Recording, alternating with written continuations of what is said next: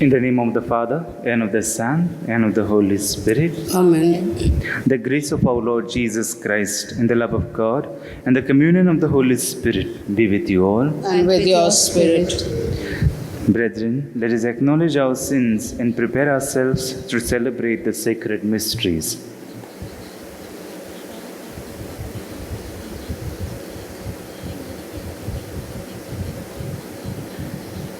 And with a contrite heart, let us say, I confess to Almighty God and to you, my brothers and sisters, that I have greatly sinned in my thoughts and in my words, in what I have done and in what I have failed to do, through my fault, through my most grievous fault. Therefore I ask Blessed Mary, ever Virgin, all the angels and saints, and you, my brothers and sisters, to pray for me to the Lord our God. May Almighty God have mercy on us, forgive us our sins, and bring us to everlasting life. Amen. Lord, have mercy on us all. Christ, have mercy on us. Lord, have mercy on us all. Lord, have mercy on us. Today's Mass is offered for Twyla Ferrand, as she is celebrating her birthday, and also for Christopher Ferreira Mexabari, who is also celebrating his birthday.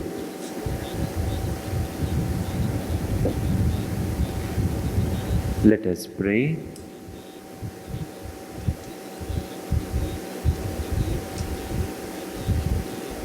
Almighty ever-living God, grant that we may always conform our will to yours and serve your majesty in sincerity of heart, through our Lord Jesus Christ, your Son, who lives and reigns with you in the unity of the Holy Spirit, one God, forever and ever. Amen.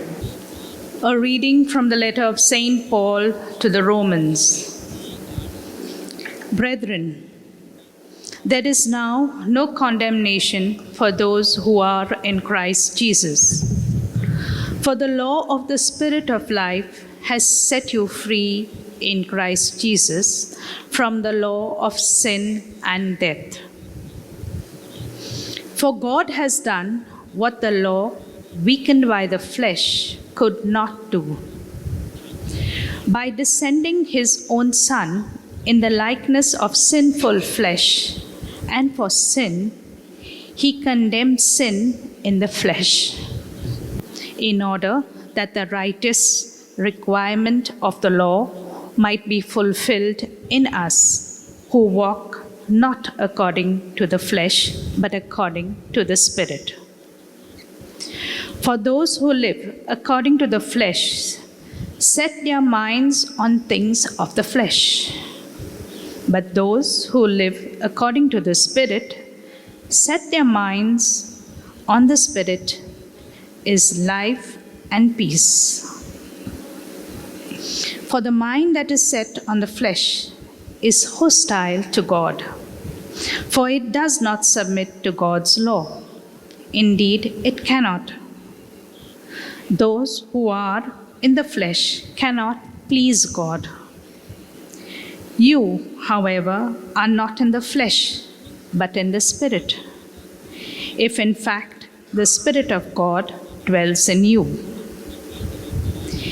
Anyone who does not have the Spirit of Christ does not belong to him. But if Christ is in you, although the body is dead because of sin, the Spirit is life because of righteousness. If the Spirit of him who raised Jesus from the dead dwells in you, he who raised Christ Jesus from the dead will also give you life to your mortal bodies through his Spirit who dwells in you. The word of the Lord. Thanks be to God. Your response will be, these are the people who seek your face, O Lord. Kindly repeat. These are the people who seek your face, O Lord. The Lord's in the earth and its fullness, the world and those who dwell in it. It is He who set it on the seas, on the rivers He made it firm. Response. These are the people who seek your face, O Lord. Who shall climb the mountain of the Lord? Who shall stand in His holy place? The clean of hands and pure of heart, whose soul is not set on vain things. Response.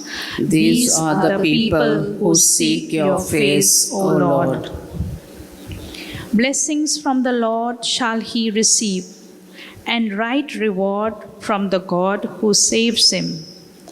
Such are the people who seek him, who seek the face of the God of Jacob.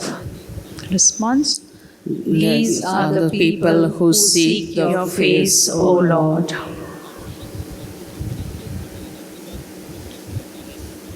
Hallelujah. Kindly rise. Kindly rise. God has spoken to His people. Hallelujah. And His words are words of wisdom. Hallelujah.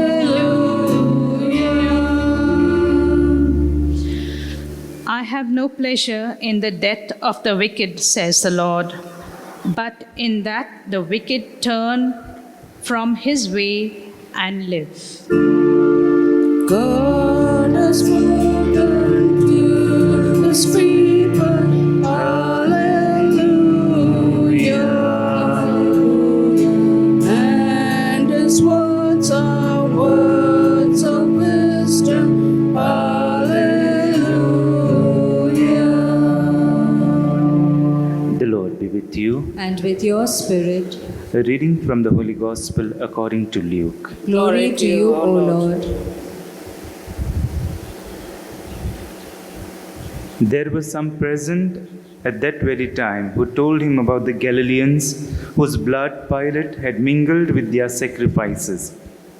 And he answered them, do you think that these Galileans were worse sinners than all the other Galileans because they suffer in this way? No, I tell you, but unless you repent, you will all likewise perish. For those 18 on whom the tar in Siloam fell and killed them, do you think that they were worse offenders than all the others who lived in Jerusalem? No, I tell you, but unless you repent, you will all likewise perish. And he told this parable. A man had a fig tree planted in his vineyard, and he came seeking fruit on it and found none. And he said to the vine dresser, look, for 3 years now I have come seeking fruit on this fig tree, and I find none. Cut it down. Why should it use up the ground? And he answered him, Sir, let it alone this year also, until I dig around it and put on manure. Then if it should bear fruit next year, well and good. But if not, you can cut it down. The Gospel of the Lord. Praise to you, Lord Jesus Christ. Dear friends, a family had 3 sons, and one of them was not so good in mobility. In a sense, he was bedridden. The 2 elder sons were very much bright and very far ahead in their thought processes and to grasp the knowledge. They were standing first, and even they went for higher studies.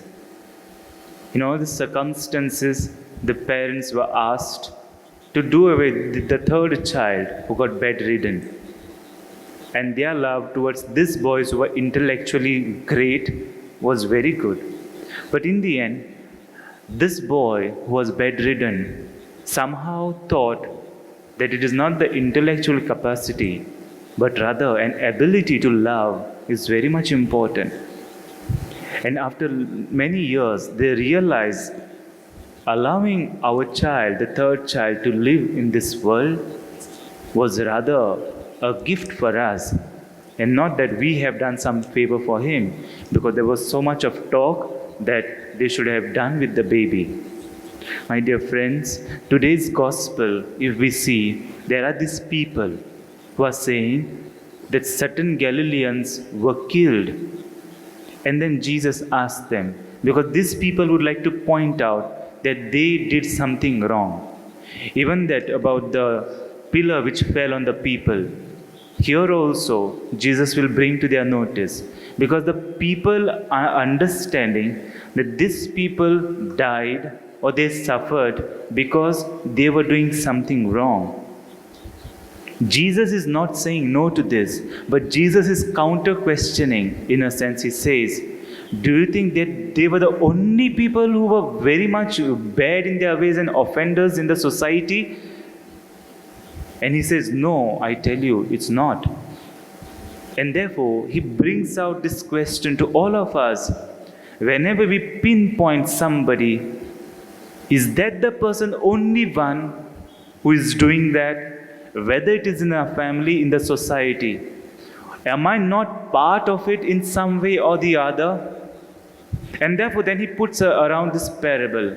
An owner comes and looks at the fig tree. He's in search of a fruit.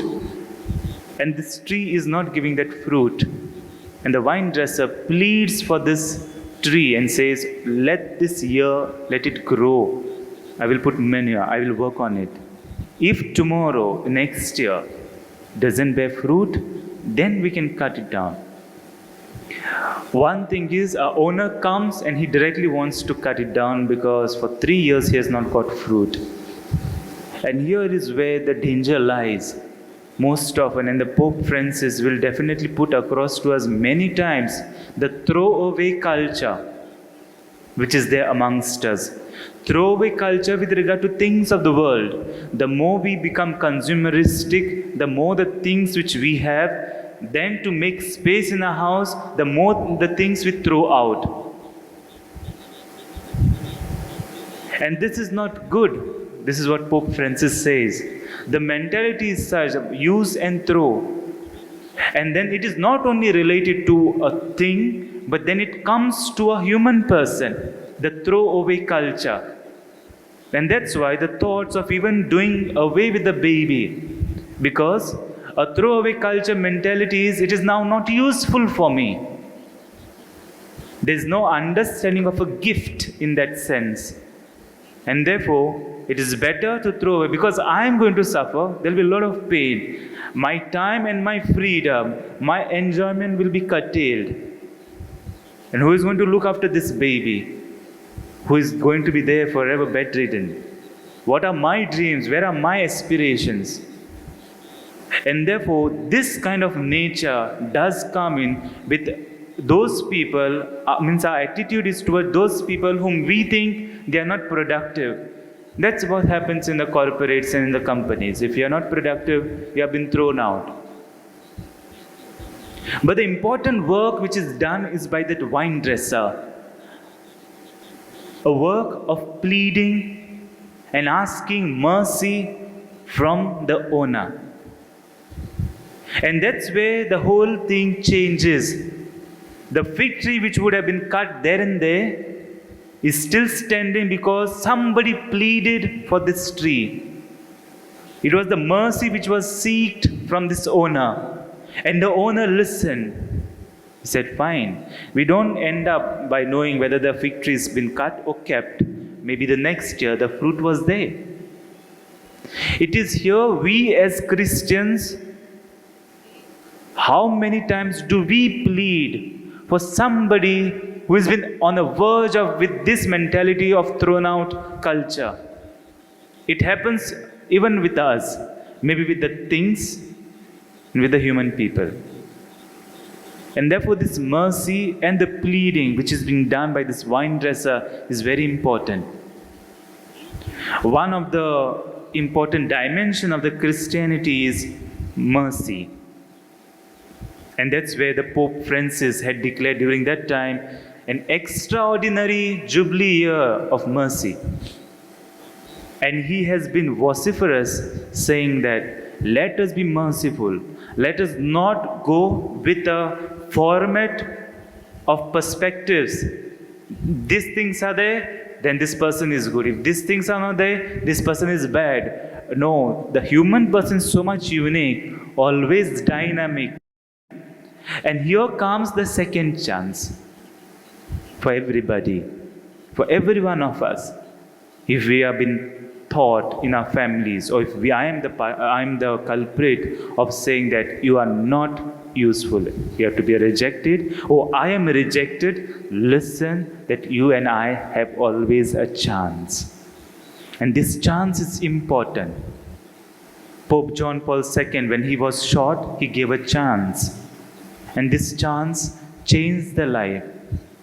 You go and ask among the kids and the students or the youngsters who fail. But if somebody stands by them and says, don't worry, go forward, things change. It happens with our parents and with our elderly people. Maybe out of our weaknesses, we say, fine, certain things. But if somebody comes, I know, I understand you are under stress, but you can always move on. Let's go ahead, mom, dad. We can just move on. We'll keep these things behind. Things change. The more the second chance and the third chance, things change, and they change for better. My dear friends, we are here for this celebration, Eucharistic celebration. There have been this kind of thought processes during that time, maybe some other form. Those who are rejecting, or those who are not part of the society, or they are not into that framework of the society, they were thrown out. And that's what happened with Jesus. You are not following our norms, you are acting like a rebellion over here, we have to do away with you. And that's what it was done. He was killed. But it is because of him, he pleaded for us. And it is through his death, mercy was shown to us. And it is because of his death our sins are forgiven and our connection to our God is rebuilt. And we have been reconciled with our God. And that is very important part of our lives. Jesus is going to come back on this altar again. And he is going to die for you and for me again. Telling all of us, I am embracing you the way you are. I am giving you another chance. I have died for you. Therefore, be joyful, move on, live your Christian life according to the gospel. He is going to plead for us to his Father. And we are going to have a good life. Let us believe it. And as we go out of this celebration, let us go out with hope, knowing that I have a chance, and I'm always given a chance. As long as my Lord is there, I have always a chance. I cannot die just like that. I have to go and preach him also. And therefore, if I am being given a chance, I need to recognize that, and I also need to give a chance to somebody else whom I'm actually thinking to cut off. We are not here to cut off somebody. We are here to put manure and to see whether I can allow this person to grow. Amen.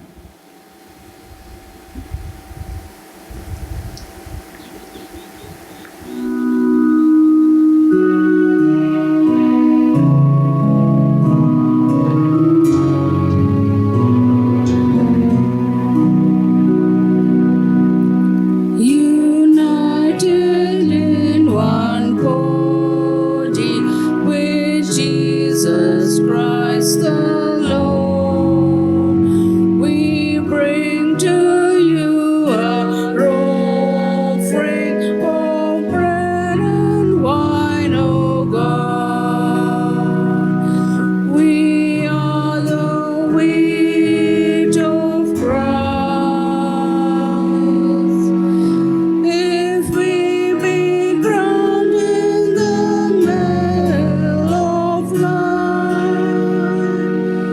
May we be found purebred,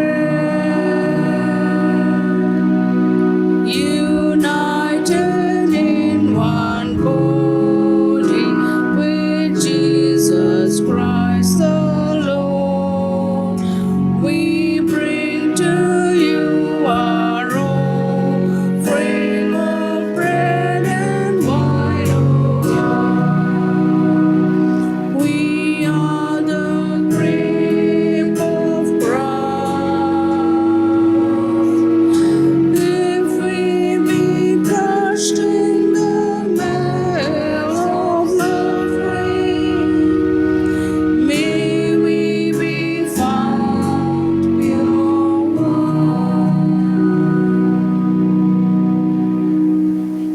Pray, brethren, that this sacrifice of mine and yours may be acceptable to God the Almighty Father. May the Lord accept the sacrifice at your hands for the praise and glory of his name, for our good and the good of all his holy church.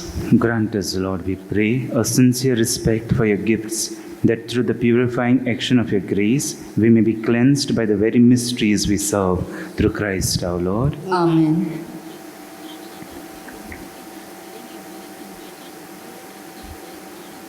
The Lord be with you. And with your spirit, Lift up your hearts. we lift them up to the Lord. Let us give thanks to the Lord our God. It is right and just. It is truly right and just, our duty and our salvation, always and everywhere to give you thanks, Lord, Holy Father, Almighty and eternal God. For you laid the foundations of the world and have arranged the changing of times and seasons. You formed men in your own image and set humanity over the whole world in all its wonder, to rule in your name over all you have made, and forever praise you in your mighty works, through Christ our Lord. And so, with all the angels, we praise you, as in joyful celebration we acclaim. Holy, holy, holy Lord, earth is full of your glory. Glory fills the heavens deep.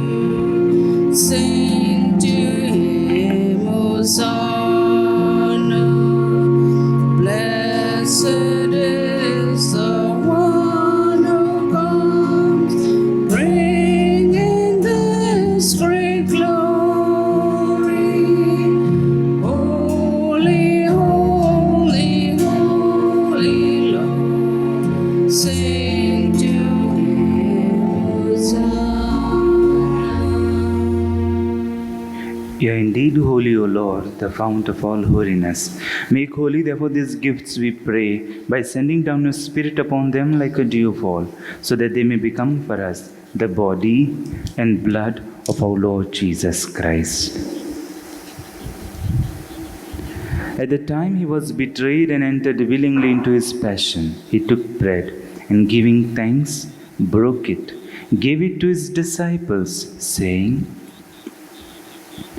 "Take this, all of you, and eat of it, for this is my body, which will be given up for you."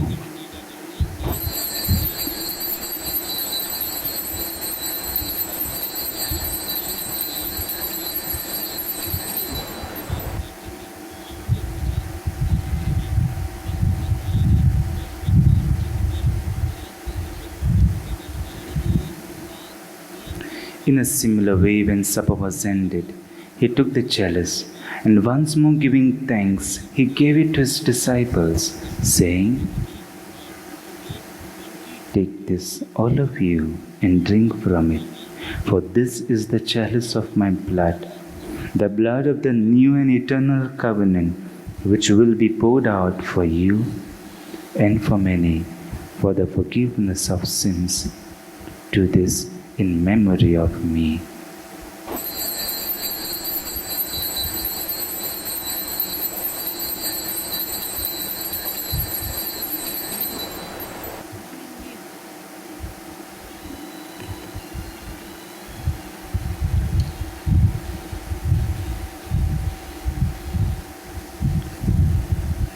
The mystery of faith. Save us, Savior of the world. For by your cross and resurrection, you have set us free. Therefore, as we celebrate the memorial of his death and resurrection, we offer you, Lord, the bread of life and the chalice of salvation, giving thanks that you have held us worthy to be in your presence and minister to you. Humbly we pray that partaking of the body and blood of Christ, we may be gathered into one by the Holy Spirit. Remember, Lord, your church spread throughout the world and bring her to the fullness of charity, together with Francis our Pope and Philip Nerifera our Bishop and all the clergy. Remember also our brothers and sisters who have fallen asleep in the hope of the resurrection, and all who have died in your mercy. Welcome them into the light of your face. Have mercy on us all, we pray, that with the Blessed Virgin Mary, Mother of God, with Blessed Joseph, her spouse, with the blessed apostles, and all the saints who have pleased you throughout the ages, we may merit to be co-heirs to eternal life, and may praise and glorify you through your Son, Jesus Christ.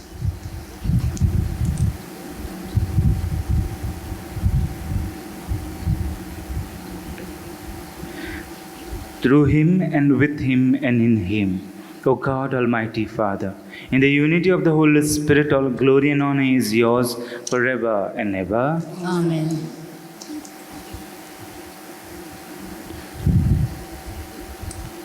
At the Saviour's command informed by divine teaching, we dare to say, Our Father, who art in heaven, hallowed be thy name. Thy kingdom come, thy will be done, on earth as it is in heaven.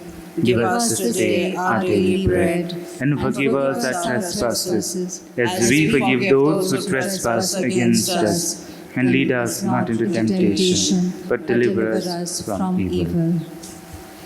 Deliver us, Lord, we pray, from every evil. Graciously grant peace in our days, that by the help of your mercy, we may be always free from sin and safe from all distress, as we await the blessed hope and the coming of our Saviour, Jesus Christ. For the kingdom, the power, and the glory are yours, now and forever. Lord Jesus Christ, who said to your apostles, Peace I leave you, my peace I give you.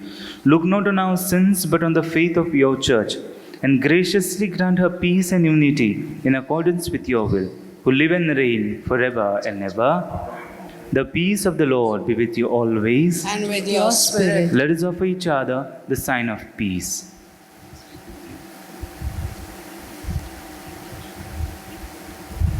Lamb of God, you take away the sins of the world, have mercy on us. Lamb of God, you take away the sins of the world, have mercy on us. Lamb of God, you take away the sins of the world, grant us peace.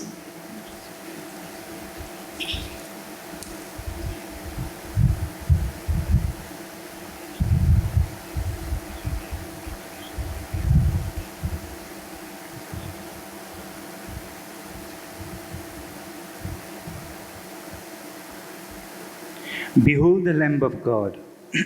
Behold him who takes away the sins of the world.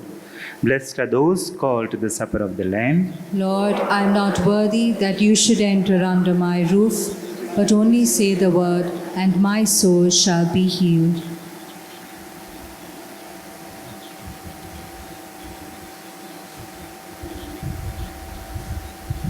Since we cannot receive Jesus at this moment sacramentally, let us make an act of spiritual communion and experience the presence of Jesus, who is in us, who dwells in our hearts, who abides in us. My Jesus, I believe that you are present in the most holy sacrament of the altar. I love you above all things, and I desire to receive you into my soul. Since I cannot at this moment receive you sacramentally, come at least spiritually into my heart. I embrace you as if you were already there, and unite myself wholly to you. Never permit me to be separated from you. Amen.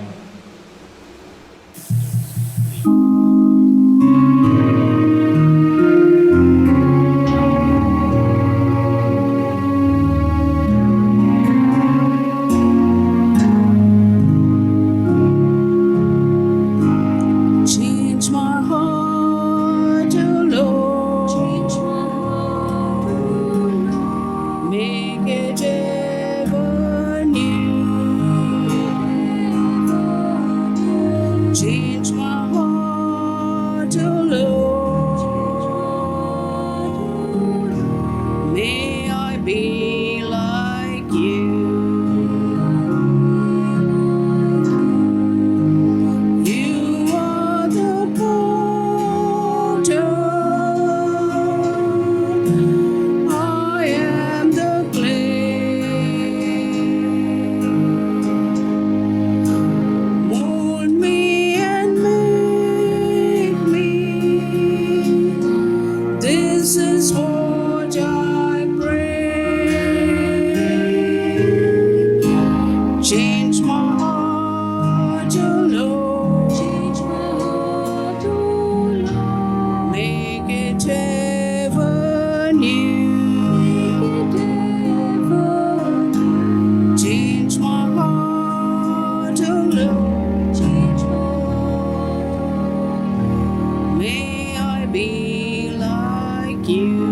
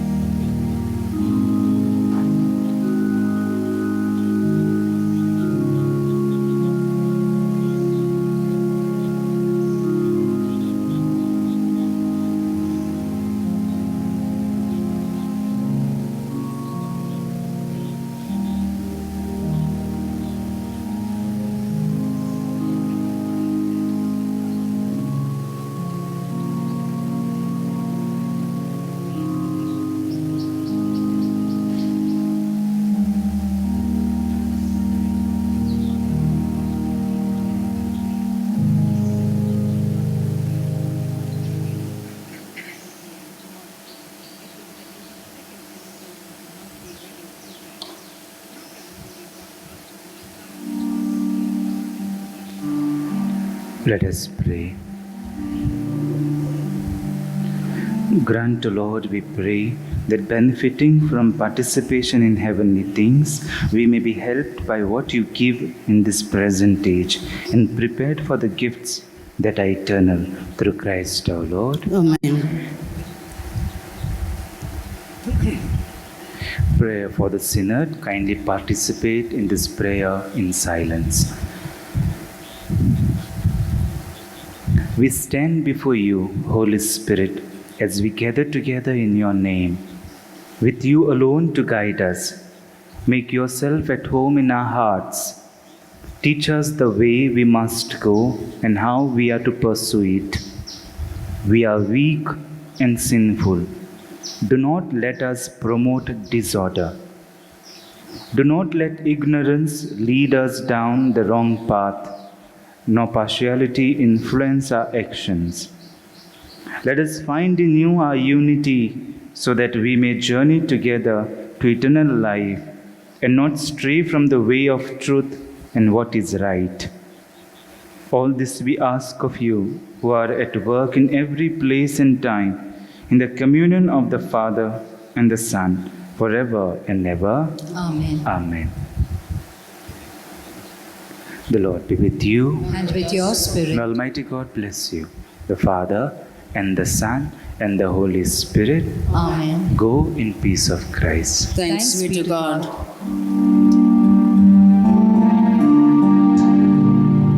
God's Spirit is in my heart. He has called me and set me apart. is what I have to do.